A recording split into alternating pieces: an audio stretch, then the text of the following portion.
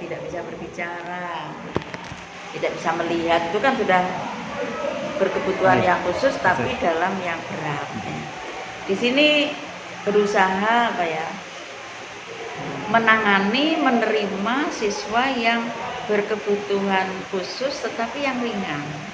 Contohnya itu anak tidak bisa membaca.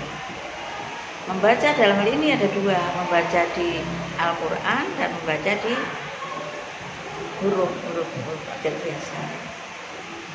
Jadi yang sering saya lakukan, saya menanganinya itu memang saya mencari jam khusus. Biasanya itu saya ambil pada saat istirahat. Tapi sebelumnya saya punya janjian sama anak yang mau saya bimbing, karena biar dia itu ikhlas, lega, tidak malu, dia punya semangat. Nah, jadi awalnya itu saya tanamkan itu dulu. Jadi dia tidak malu ke saya, jujur mengakui kalau saya itu memang tidak bisa. Saya ingin seperti teman saya yang lain. Saya ingin bisa membaca, saya ingin bisa menulis. Jadi dia menganggap saya bukan guru, dia menganggap saya itu orang tuanya, saya ibunya. Jadi saya tanyai, kenapa kok kamu dulu sampai tidak bisa membaca? Rata-rata anak ini dari kecil itu tidak punya orang tua, tidak punya ayah, tidak punya ibu. Hidupnya sama mbaknya atau sama bosnya. Mungkin ya perlakuannya dari mbaknya tadi kan tidak sama, masih muda kan, satu mungkin tidak telaten ya. Yang kedua mungkin dia terlalu sibuk untuk mencari ekonomi mungkin ya.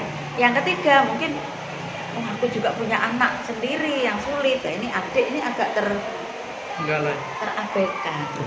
Iya, terbengkalai. Dan dia ya tanggung jawabnya mbaknya tadi ya. Nah, saya di sini berusaha menjadi seorang ibu. Saya ini orang tuamu ya. Kamu jangan malu, jangan takut, jangan bingung. Jadi kalau saya bimbing, gimana? Iya. Tidak malu. Mulai kapan? Jadi kan kita punya janjian. Kamu tuh 2 minggu lagi ya. Karena dia juga butuh mempersiapkan mentalnya. Karena dia kan merasa tidak sama dengan teman-teman yang lain. Dan saya menutupi itu. Bagaimana caranya saya menutupi dia tidak ada kesenjangan dengan teman yang lain? Jadi saya memberi semangat. Nggak usah khawatir, nanti kamu 1 bulan, 2 bulan, pokoknya kamu semangat, insya Allah kamu bisa. Gimana? Ya bisa semangat. Daripada kamu nanti setelah lulus dari MTS, kamu masuk ke SMA, kamu sudah punya rasa malu.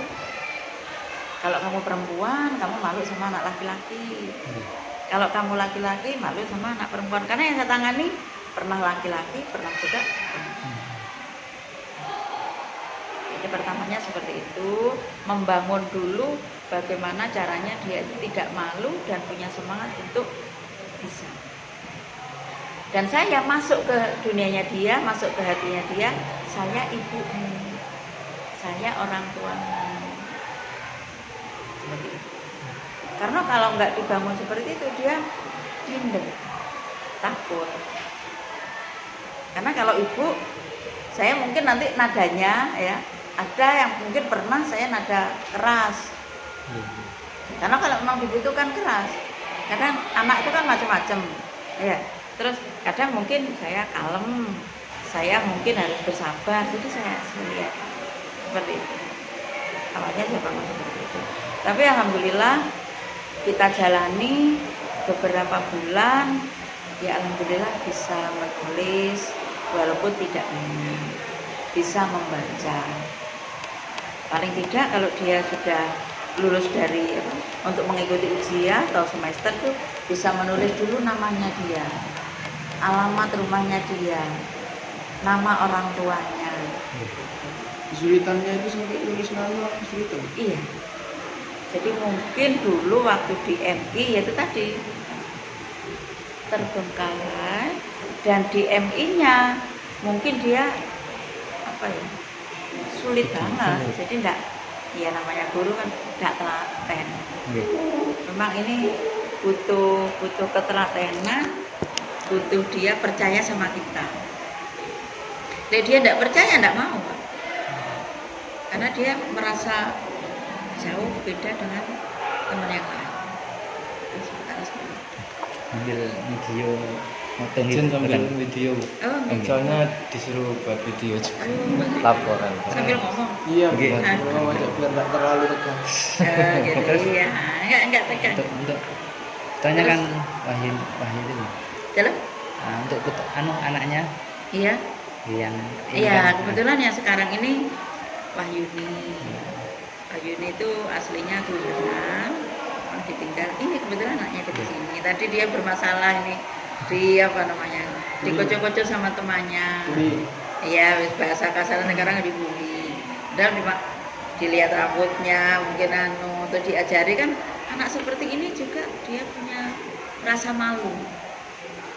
Jadi kalau memang dia temannya sudah tahu loh dia tidak bisa baca, tetapi cara membantu dia itu butuh apa ya? Jangan dipamerkan ke teman yang lain.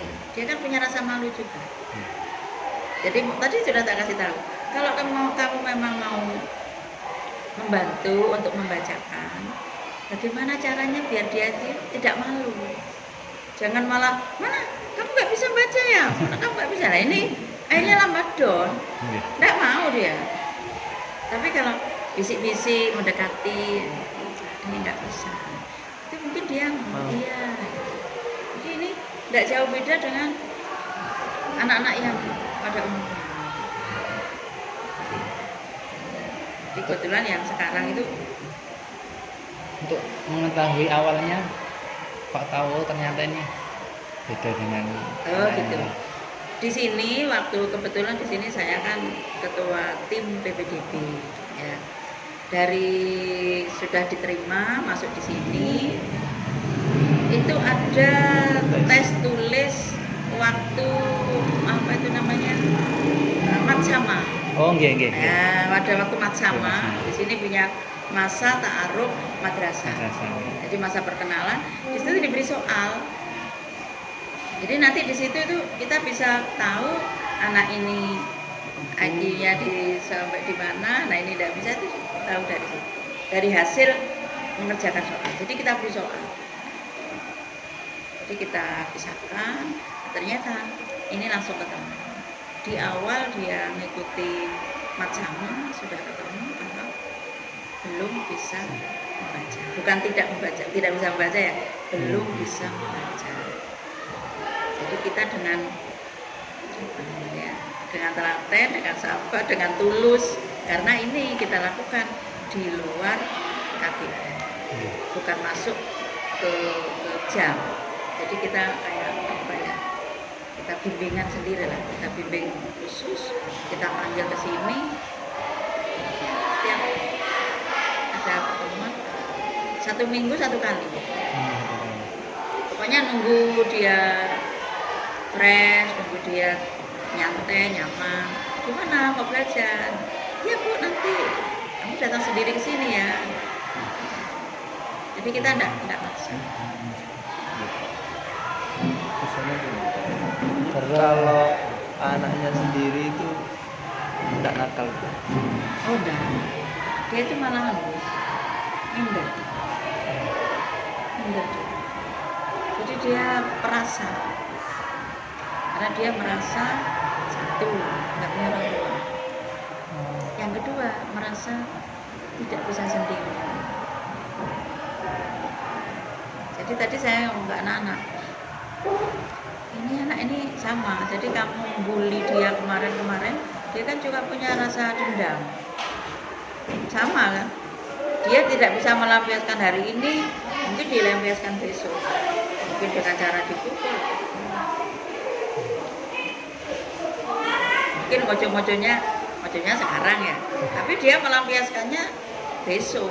Sekarang aku nggak bisa, besok hati-hati. Nah itu, kadang seperti itu. Udah selesai dong. Belum, kurang banyak. Kurang satu. Ya. Itu difoto sama masnya, dilihat. Agak gini dah. Duduk yang bagus, gak usah nunduk lah gitu. Kalau itu Jumlah kan macam anak yang seperti itu di sini bro. Di sini insya Allah di Selen ada satu itu Rahma kelas 8 susah juga itu memang di sini. Kelas 8. Nah, itu sepertinya kalau anak seperti itu kayaknya sepertinya apa? Ketika di SD itu emang nggak ada penanganan mungkin. iya, Jadi sampai di SD-nya nggak ada penanganan, jadi sampai Kelas 8. jadi sampai apa ya? Ke SMP. Kenapa? Sampai ke SMP. Iya. Dan mungkin waktu di SD-nya mau tidak diluluskan bagaimana diluluskan. Yang nerima ini sekarang. Yang Nah, kesusahan. kita disuguhi ya ndak taruh oh itu mah. Sekarang kan tak foto dulu bareng sama ini. oke, dah. Yuk sini nak. Bentar. Foto dulu. Sini. Mau difoto sama Pak Imron. Gimana Pak? Di sini aja tidak apa. Pak duduk aja sini. Tuh, anaknya duduk. Nggak ada apa. Pak minta tolong. Fotokan. Kita duduk aja. Iya. Ya.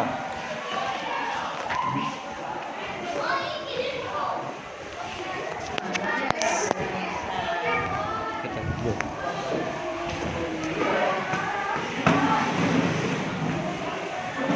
Bangunin. Oke, sambung. 1, 2, 3. Saya sekedap. 1, 2. Sambung.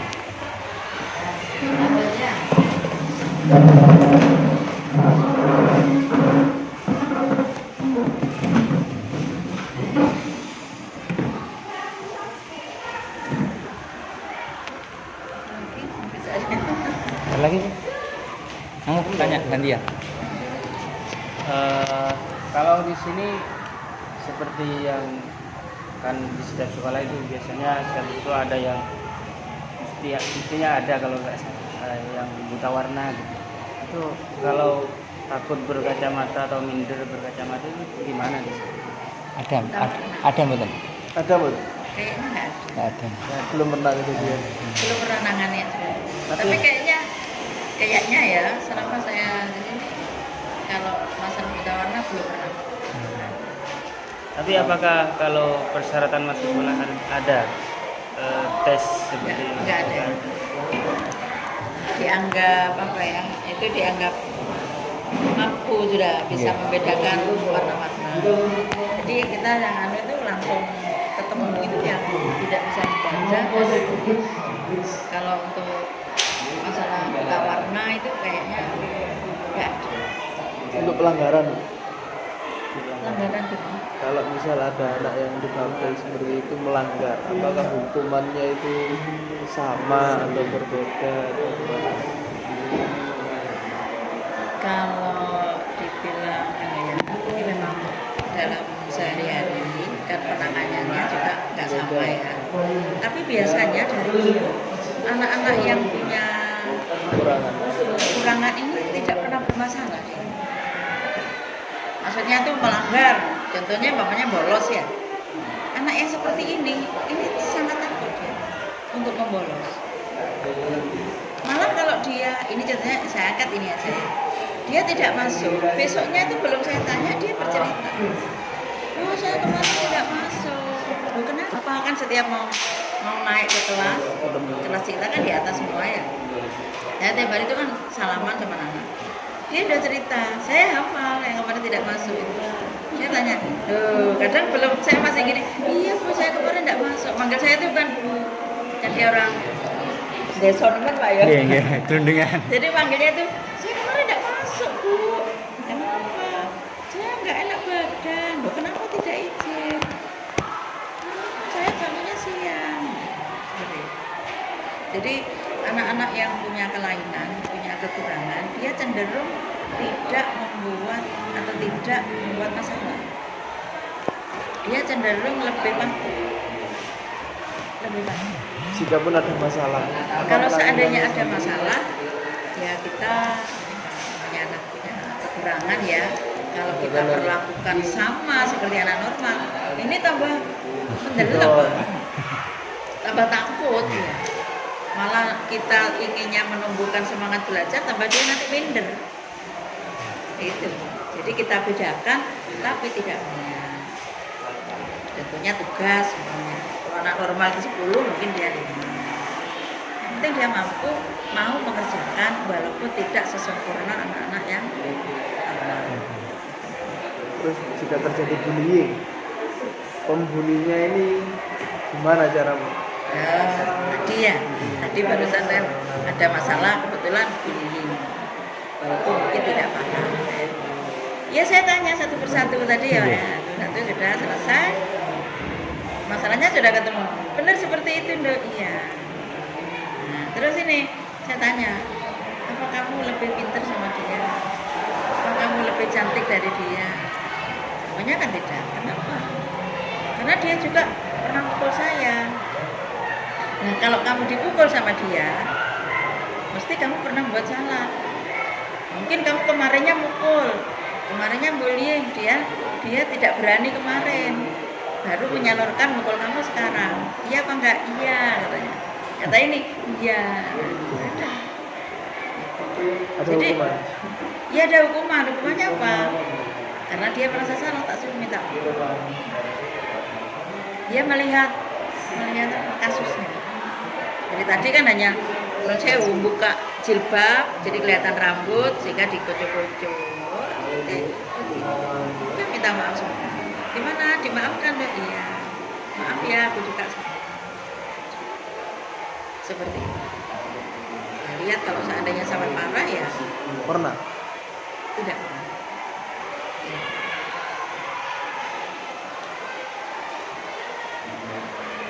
Lagi.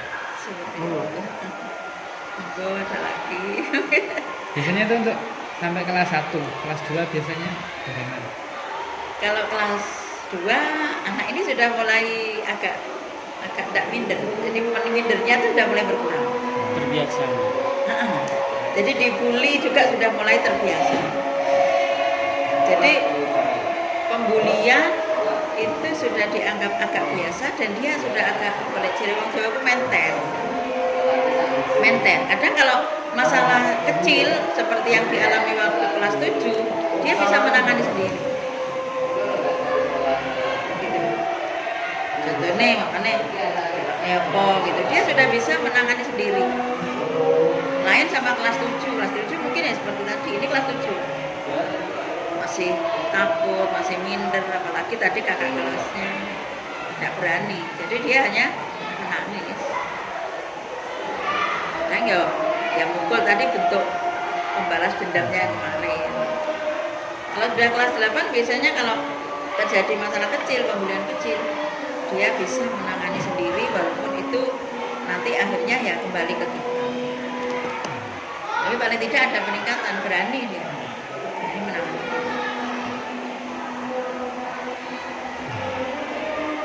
Mungkin yang terakhir saran dari Ibu kepada kita calon-calon guru. Jalan-jalan. Betul. Ya, jenengan berbagi ilmu ya. Nanti jenengan kan turunnya juga menjadi guru ya, guru PAI. Kebetulan mengarah ke agama.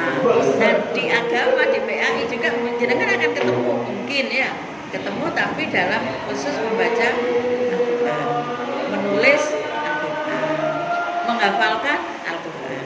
Ini ada nanti banyak. Nah, mungkin penanganannya juga tidak jauh beda, tetapi ranahnya ke bidang agama. Jadi kita itu harus menjadi apa namanya ya, menjadi ibunya dia, temannya dia, gitu. Jadi dia itu percaya ke kita. Apa yang jadi unek-uneknya dia itu bisa dicurahkan ke kita. Karena untuk membuka anak itu mau berbicara sama kita itu paling sulit. Jadi seorang BK itu harus bisa membuka. Karena murid itu kita panggil, kita datangkan jelas dia bermasalah. Ini mau bercerita jujur, waduh itu sulit sekali. Kadang pinteran dia sama kita, dibapusi kita. Di depan kita kayaknya nggak bermasalah, mandu bener. Padahal ini banyak yang disembunyikan. Jadi kita jenengan nanti sebagai seorang guru pendidikan agama ya banyak anak yang seperti itu akan ketemu. Jadi untuk langkah pertama, langkah awal, kenapa sih kamu kok seperti ini? Mungkin bisa bercerita ke Bapak Guru. Bapak ini kan di sini bapakmu. Iya seperti itu. Bapak kan bapakmu. Bisa nggak saya jadi temanmu? Teman curhat. Kamu ada masalah di saya sering sama seperti itu. Anak-anak bahkan mau punya pacar Pak, dia pamit ke saya. Oh, saya disenangi anak itu. Mana anaknya? Ini Bu, ada WA-nya ini. Yang mana anaknya itu? Boleh Bu. Nah, kadang-kadang ya kamu tak panggil kadang. Jadi tempat saya tuh di sini itu kadang tempatnya anak putus, tempatnya anak curhat. Putus juga sering Pak di sini. Putus sering. Jadi untuk saya ibu ya, saya tidak akan memutuskan, tapi kamu belum waktunya. Nanti kalau sudah lulus SMA, kalau kamu memang cocok sama dia, cari dia, kayak gitu. Saya tidak memutuskan rasa cintanya dia, nggak boleh kan? Nah, dia memang suka. Kita tanyai, kenapa? Apa kriterianya kamu? Ini cerita Pak. Kalau yang perempuan, apa kamu sukanya sama dia? Kita tanya. Bahkan dulu anak yang nakal dulu pernah Pak. Jadi dia mencari pacar gitu ya. Itu anak yang cantik, yang pinter, yang pendiam, sehingga dia bisa berubah. Saya datangkan orang tuanya, kedua-duanya. Anak orang tua laki-laki minta tolong sama anak itu. Minta tolong ya, ini kalau sholat tolong dibangunkan. Kalau sekolah tolong diberi semangat.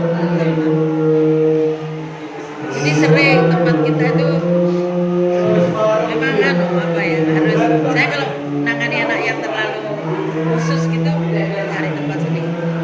BK harus punya sendiri, nggak boleh teman-teman lain. Seharusnya ada sendiri ya.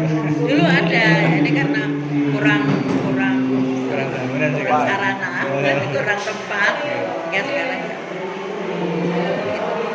Ada lagi? Oke, tonton bisa berbagi. Sebelumnya kami mohon terima kasih karena sudah berkenan untuk berbicara sama kami, dan terima kasih atas semua ilmunya yang telah kami. Ya, mudah-mudahan sukses semuanya, Amin. selesai, dapat apa sarjana yang memuaskan, bisa melayani anak-anak.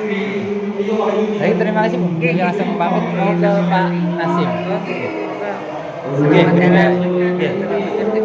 Selamat bertugas. Tak cari dulu ya.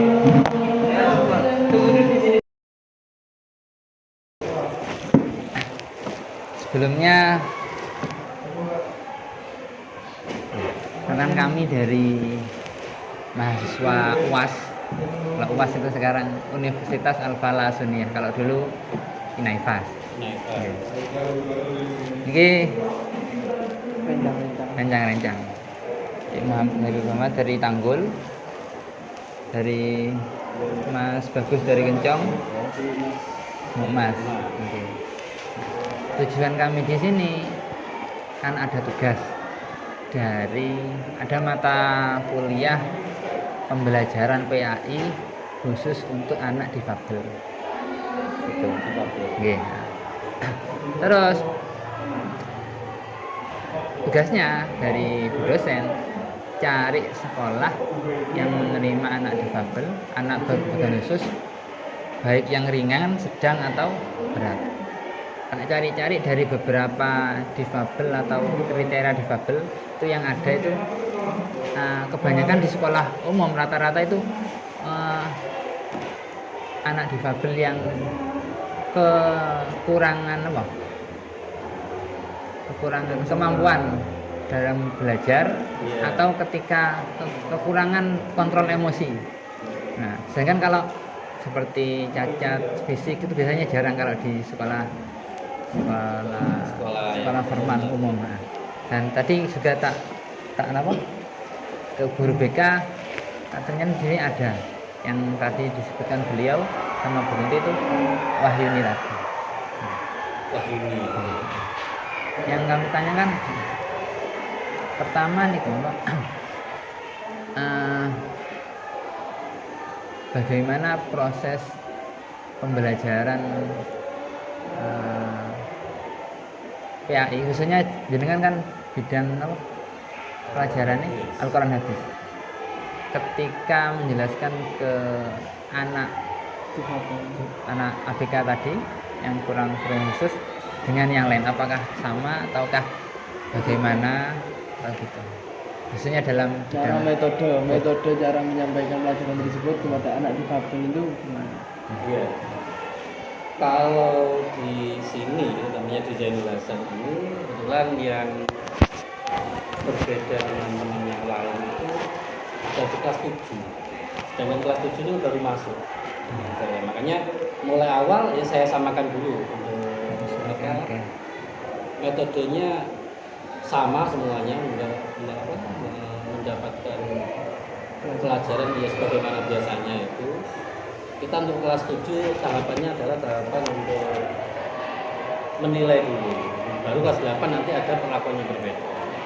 Ketika kelas 8 itu misalkan pelajaran saya ada kok telat daripada pelajaran-pelajaran yang lain, maka itu khususnya untuk pendidikan agama ya ada perlakuan khusus. Ada perlakuan khusus. Jadi dimulai metodenya itu pertama disamakan untuk menyaring gitu. Untuk menyaring.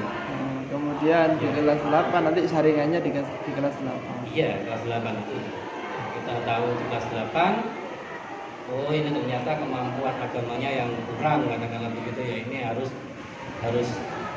kalau dicampur terus ketinggalan teman-temannya. Ini ada metode lain. Misalkan di sini seperti tentang saya tentang Al-Quran itu cuma baca Al-Qurannya aja kurang pas, kurang fasih dan nggak bisa masih apa ya ngeja huruf itu, sehingga harus ada penanganan khusus. Jadi kita serahkan ke guru bantu lah gitu. Jadi seperti saya tetap untuk mengikuti kurikulum yang ada, sedangkan yang ketinggalan ini ada program khusus namanya ada BTA, baca tulis Al-Quran, ada lebih khusus lagi yang memang nggak bisa sama sekali ditangani khusus yang ahlinya gitu, yang biasa ngajar TPB itu gitu. Berarti dia nggak dimasukkan ke kelas? Enggak, Ya? enggak. Ketika pelajaran Al-Quran Hadis misalkan, daripada mengikuti pelajaran toh dia nggak bisa apa-apa ketinggalan, mending kita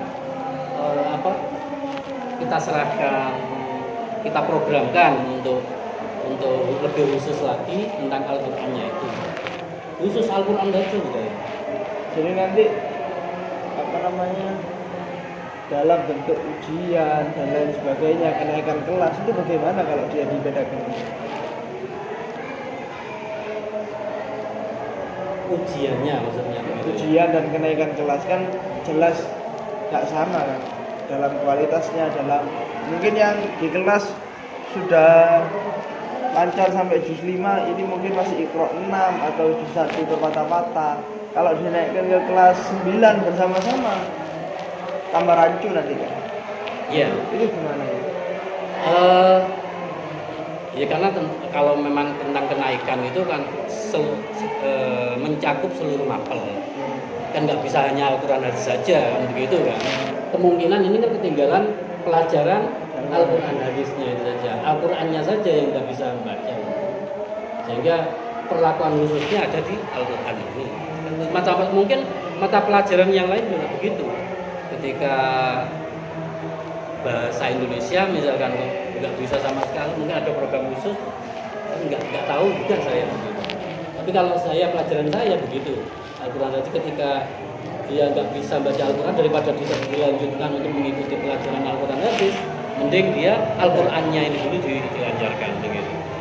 Tentang kenaikan dia itu mencakup seluruh mata pelajaran, sahabat Dewan Guru itu.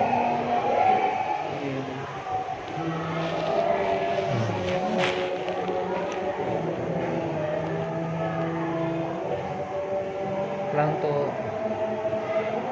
selama ini, kalau dari apa, untuk menulisnya mungkin anak apakah include termasuk dalam Ya, programnya tadi? kalau dia telah ketertinggalannya di tulisnya saja, tulisan Arabnya itu saja. Sekarang ada program PTA itu di jam-jam terakhir itu baca tulis Al-Quran. Jadi tentang tulis apa hutnya itu dimaksimalkan. Dimaksimalkan dalam BTA itu. Iya, masuk dalam PTA. Programnya sekolah sini BTA itu atau memang program resmi dari pemerintah? Tak media sama. Saya kurang tahu persis tentang itu. Saya sendiri adanya BTA itu istilah baca tulis Al-Quran ini masih tahun ini barusan kemarin ini dari kurikulum, dari wakaf kurikulum yang ada program baca tulis Al-Quran gitu. Sehingga kan diuntungkan buat saya. Iya, saya lanjutkan begitu. Meringankan saya.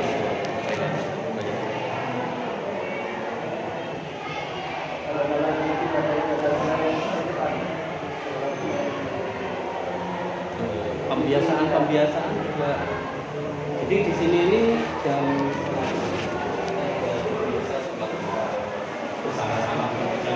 bersama-sama hanya dilakukan bersama-sama. Itu dipandu. Kita lihat untuk pendidikan anak-anak yang terbiasa. Kemudian untuk duhurnya seperti ini selalu pembiasaan. Ya. Karena yang excellent nanti sore. Taruh sini. Ya.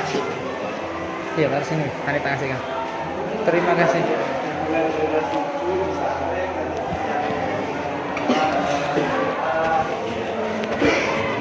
Biasanya kalau ketertinggalan di kelas 7 ada dispensasi. Dispensasi itu naik uji coba, naik percobaan. Kita nggak langsung memvonis ini nggak naik aja. Remedi lah. Remedi ya, katakan kita kasih kesempatan di kelas 8-nya itu. Kelas 8 itu dengan ketertinggalannya dia kita berikan sistem yang tepat begitu biar nanti kelas 8 ada perubahan. Harapannya begitu. Tetapi kalau kelas 8 sudah nggak bisa, itu ke kelas 9-nya ini ya. Makanya banyak yang nggak naik itu kelas 8 tuh kelas 9. Kelas 7 kelas 8 ini yang nggak naik itu hanya mungkin faktornya faktor kenakalan biasa.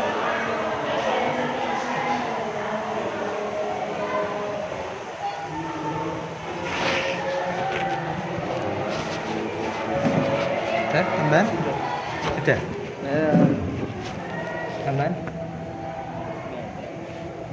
Mungkin apa saran dari Bapak pada kita sebagai calon guru PAI, khususnya ketika menangani anak-anak yang berkebutuhan khusus tadi, yang berbeda dengan yang lain. Saran. Mungkin motivasi buat kita lebih, kan calon guru nih Pak.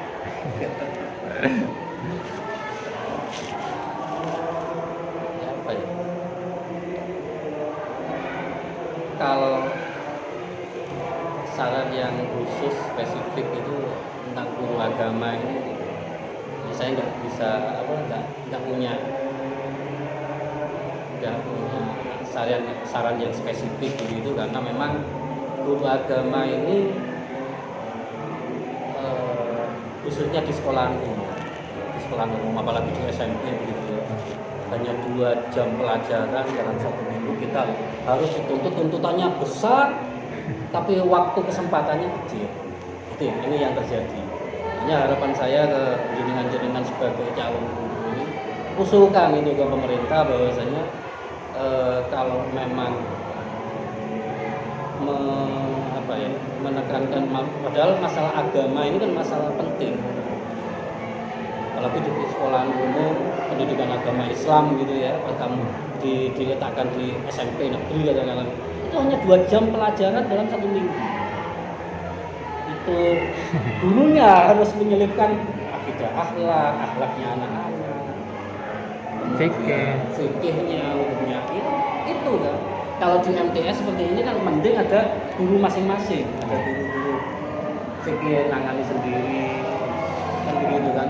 Tapi kalau guru-guru di SMP umum ya hanya 2 jam pelajaran, kita dituntut untuk ide itu tadi harus akhlaknya yang bagus dan lain sebagainya. Mungkin saran saya ketika jenengan nanti ada kesempatan untuk menjadi guru atau paling tidak dekat dengan pemerintah begitu, ya ini harus diubah kesempatan bukan kesempatan, jam-jam agama Islam, pendidikan agama Islam di sekolah ini harus ditambah. Saya kira itu.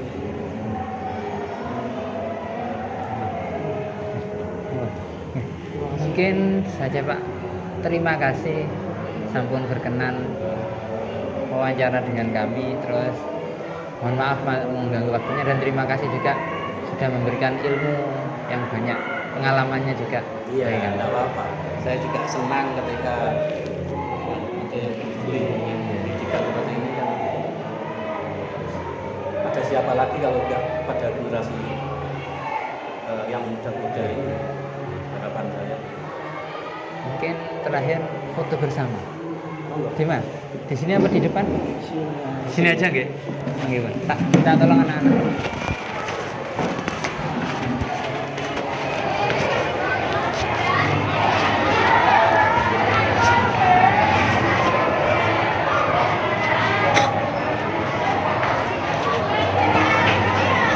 Minta tolong, Din.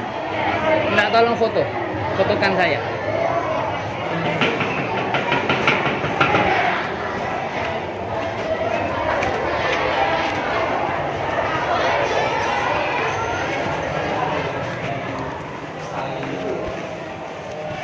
Gimana? Rofik itu. Mana? Di mana? Ada sini? Sini? Kalau saya foto di sini ya. Sini aja, nggih. Oh, nggih. Sama di sini, dari sini ya? Fotonya.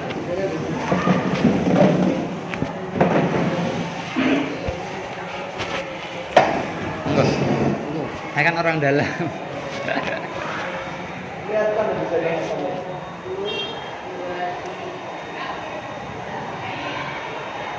Dua kali. Dah.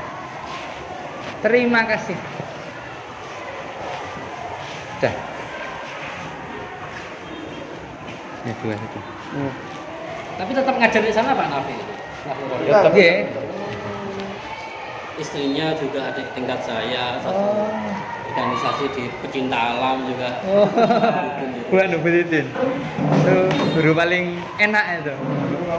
Guru favorit. Terima kasih. Ya,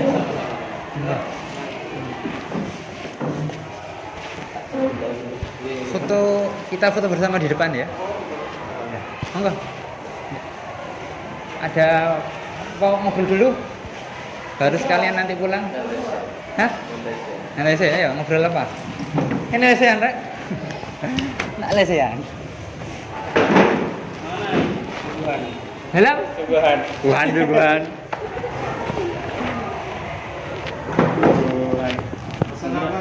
Terus piye ya? Restur. Pesan apa katanya? Mau dipesan ini kan? Pondokan ngono. Ya ini olehnya lah. Kenapa nih? Santri ini Untuk ya apa? Karena memang apa yang ngarani? Di sini kan pondokannya kan juga baru. Jadi lebih dulu apa? Yayasan formal. Tapi soalnya ini sudah generasi anak. Nah, pendiri nih Mbah Said niku dari dulu memang kepinginnya punya pondok tapi sampai beliau wafat belum bisa. Jadi yang memutuskan untuk keras. Tapi emang kan baru dapat anggap aja 3 tahun kurang. Itu karena memang juga Tapi lebih banyak formalnya ya kalau saya. nggih, nah, karena memang kan negara kan belum terbentuk lah. Jadi biasa wah. Laki perempuan campur satu kelas. And then Dan juga yang pondok ini masih anu kok, siapa? Banyak kemudahan. Contoh, hanya apa? kemudahan bawa HP. Oh biasa. Khusus Sabtu Minggu. Oh ada batas. Khusus Sabtu Minggu. Kalau kita tidak lumpur biasanya rokokan. Kalau Rokokan? pondok baru Dan kalau dari pengasuh enggak oleh. Tapi tetap ini sengan. Terus kalau boleh pulang setiap minggu. Soalnya kan rata-rata nih gede. ya kalau di sana dulu gitu juga. Saya kan awal-awal dari kan. Kok ben pasti kok tambah ketat. Nah, Berarti lebih dulu masjidnya daripada Woi, tua pondok 3 tahun. Masjid itu wes bareng karo sekolah pertama nggak salah MI sekitar tahun 70-an. Bareng karo masjid tuh. Wes, satu kelas sih kira-kira berapa kok lihat dari bangku sedikit. Laki perempuan itu. 30 tahun. Nah, 30. ya. Itu Saya pas ujian. Saya pas ujian dari siji.